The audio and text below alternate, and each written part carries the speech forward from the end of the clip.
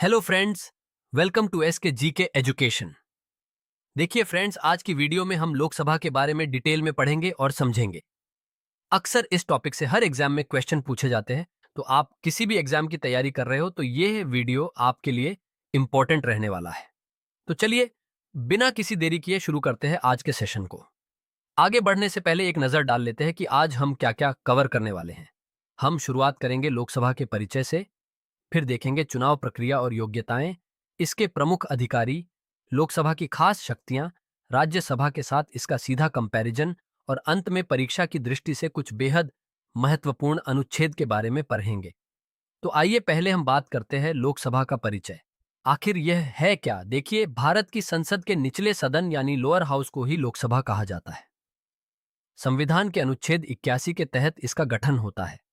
याद रखिए, प्रथम लोकसभा का गठन 17 अप्रैल 1952 को हुआ और उसकी प्रथम बैठक 13 मई 1952 को हुई। लोकसभा को जनता का सदन या हाउस ऑफ द पीपल भी कहते हैं, क्योंकि इसके सदस्य सीधे आपके और हमारे द्वारा वोट देकर चुने जाते हैं। यानी यह सीधे तौर पर आम जनता की आवाज है जो लोकतंत्र में सरकार की जवाबदेही तय करती है। अब हम इसकी क्षमता यानी कैपेसिटी की बात करें तो संविधान के अनुसार लोकसभा में अधिकतम 552 सदस्य हो सकते हैं। अब देखिए, 552 सदस्य कहां कहां से चुनकर आते हैं। तो देखिए, राज्यों के मतदाताओं द्वारा निर्वाचित 530 सदस्य और केंद्र शासित क्षेत्रों के मतदाताओं द्वारा निर्वासित 20 सदस्य चुनकर आते हैं।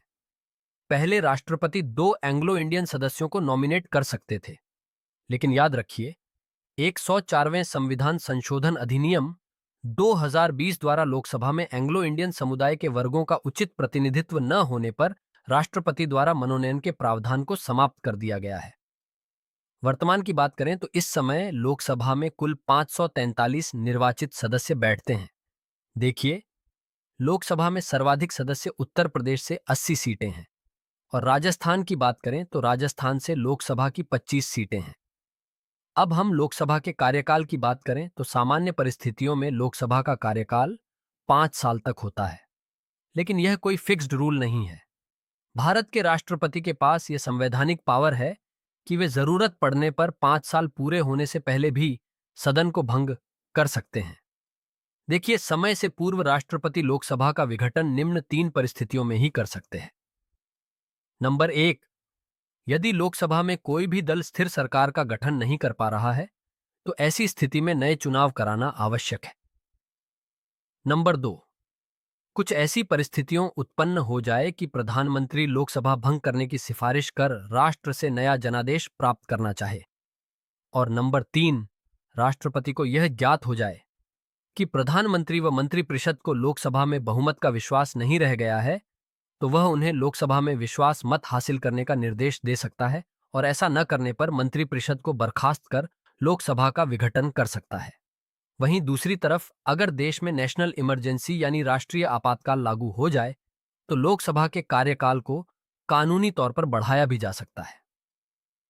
अब हम समझेंगे कि आखिर लोकसभा का सदस्य बना कैसे जाता है, यानी चुनाव कैसे होता है और योग्यताएं क्या क्या होनी चाहिए। देखिए, लोकसभा चुनाव का प्रोसेस बहुत ही व्यवस्थित होता है। सबसे पहले पूरे देश को अलग अलग निर्वाचन क्षेत्रों यानी कॉन्स्टिट्यूएंसीज में बांट दिया जाता है। फिर जनता प्रत्यक्ष मतदान करके अपना मनपसंद प्रतिनिधि चुनती है। हर एक निर्वाचन क्षेत्र से सिर्फ एक ही सांसद यानी मेंबर ऑफ पार्लियामेंट चुनकर आता है और यह सुनिश्चित करना कि यह पूरी प्रक्रिया निष्पक्ष हो, तो यह भारत निर्वाचन आयोग की जिम्मेदारी होती है। अब सवाल यह है कि लोकसभा का सदस्य बनने के लिए क्या क्या क्वालिफिकेशंस होनी चाहिए। तो संविधान ने कुछ शर्तें तय की है जो इस प्रकार से है। नंबर 1, व्यक्ति भारत का नागरिक होना चाहिए।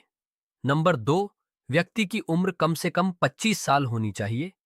नंबर 3, व्यक्ति सरकार के अधीन किसी भी लाभ के पद पर नहीं होना चाहिए। नंबर 4, भारत के किसी भी संसदीय निर्वाचन क्षेत्र में पंजीकृत मतदाता होना चाहिए। नंबर 5, मंदबुद्धि या दिवालिया घोषित न हो। और नंबर 6, किसी भी अपराध के लिए 2 वर्ष या अधिक की सजा न हुई हो। तो यह लोकसभा सदस्य की योग्यताएं होनी चाहिए। फ्रेंड्स, अगर आपको वीडियो पसंद आ रहा है तो प्लीज वीडियो को लाइक और चैनल को सब्सक्राइब जरूर कीजिए। चलिए, अब हमारे सामने एक सवाल खड़ा होता है कि इतने बड़े सदन को आखिर चलाता कौन है। तो आइए लोकसभा के प्रमुख अधिकारियों के बारे में जानते हैं। देखिए, लोकसभा को सुचारू रूप से चलाने के लिए सबसे अहम पद है अध्यक्ष यानी स्पीकर का। अतः हम कह सकते हैं कि अध्यक्ष लोकसभा का सर्वोच्च अधिकारी होता है। अगर हम लोकसभा अध्यक्ष के चुनाव की बात करें तो लोकसभा सदस्यों द्वारा अपने में से ही बहुमत द्वारा लोकसभा अध्यक्ष का निर्वाचन किया जाता है और लोकसभा सदस्य द्वारा बहुमत से प्रस्ताव पारित करके लोकसभा अध्यक्ष को पद से हटाया भी जा सकता है। लोकसभा अध्यक्ष के कार्य की अगर बात करें तो इनका काम सिर्फ मीटिंग बुलाना ही नहीं, जबकि सदन के अंदर सख्त अनुशासन बनाए रखना, बहसों को गाइड करना और कंट्रोल करना, किसी भी बिल पर वोटिंग करवाना और सबसे जरूरी बात कि सदन के नियमों की फाइनल व्याख्या करना, यह सब लोकसभा अध्यक्ष की ही संवैधानिक ड्यूटी है। लोकसभा में लोकसभा अध्यक्ष के अलावा दो और खास पद होते हैं। एक होता है लोकसभा उपाध्यक्ष यानी डिप्टी स्पीकर। जब कभी अध्यक्ष सदन में मौजूद नहीं होते तब उपाध्यक्ष ही सदन की पूरी कार्यवाही संभालते हैं। और दूसरे होते हैं प्रधानमंत्री। लोकसभा में जिस भी राजनीतिक पार्टी या गठबंधन को बहुमत मिलता है उसी के नेता प्रधानमंत्री बनते हैं, जो पूरे देश में सरकार के प्रमुख के रूप में काम करते हैं। अब हम लोकसभा की शक्तियों के बारे में समझते हैं। आखिर यह सदन इतना पावरफुल क्यों है? लोकसभा के पास बहुत सी विधायी और वित्तीय शक्तियां हैं। सामान्य बिल पास करना और कानून बनाना तो इसका काम है ही, लेकिन फाइनेंस यानी पैसे के मामले में इसका एकाधिकार है। इसे ध्यान से सुनिएगा। मनी बिल या धन विधेयक केवल और केवल लोकसभा में ही पेश किया जा सकता है। देश का राष्ट्रीय बजट भी लोकसभा में ही प्रस्तुत होता है। साफ शब्दों में कहें तो लोकसभा की परमिशन के बिना सरकार खजाने से एक भी रुपया खर्च नहीं कर सकती। पैसों पर कंट्रोल के साथ साथ यह सदन कार्यपालिका यानी एग्जीक्यूटिव पर भी मजबूत लगाम रखता है। कैसे? सांसद हर दिन सरकार से उनके कामकाज पर सवाल पूछते हैं, उनकी नीतियों की आलोचना करते हैं। इसी तरीके से सत्ता में बैठी सरकार को लगातार जनता के प्रति जवाबदेह बनाए रखा जाता है।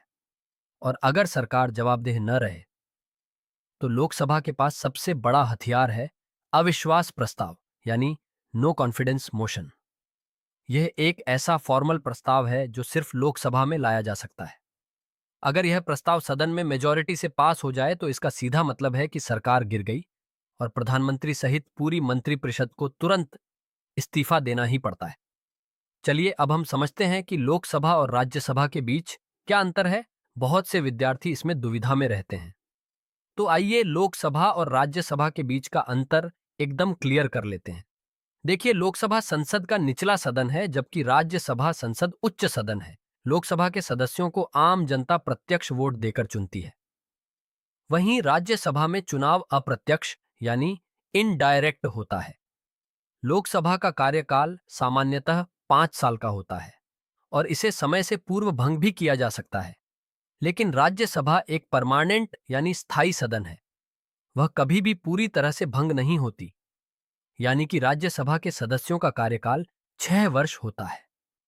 इसके सभी सदस्य एक साथ सेवानिवृत्त नहीं होते हैं, जबकि प्रत्येक 2 वर्ष में इसके 1/3 सदस्य अवकाश ग्रहण करते हैं, जिनके स्थान पर नए सदस्यों का निर्वाचन होता है। अब हम समझते हैं एग्जाम की दृष्टि से महत्वपूर्ण अनुच्छेदों के बारे में जो एग्जाम में बार बार पूछे जाते हैं। तो दोस्तों, ध्यानपूर्वक समझिएगा और याद रखिए। अनुच्छेद 79 संसद के गठन की बात करता है। अनुच्छेद 80 राज्यसभा के गठन की बात करता है। अनुच्छेद 81 लोकसभा के गठन की बात करता है। अनुच्छेद 83 संसद के सदनों की अवधि तय करता है। अनुच्छेद 93 लोकसभा अध्यक्ष और उपाध्यक्ष के पदों की व्यवस्था करता है। अनुच्छेद 100 सदनों के भीतर वोटिंग प्रक्रिया से संबंधित है। और अनुच्छेद 110 जिसमें मनी बिल यानी धन विधेयक की सटीक परिभाषा दी गई है।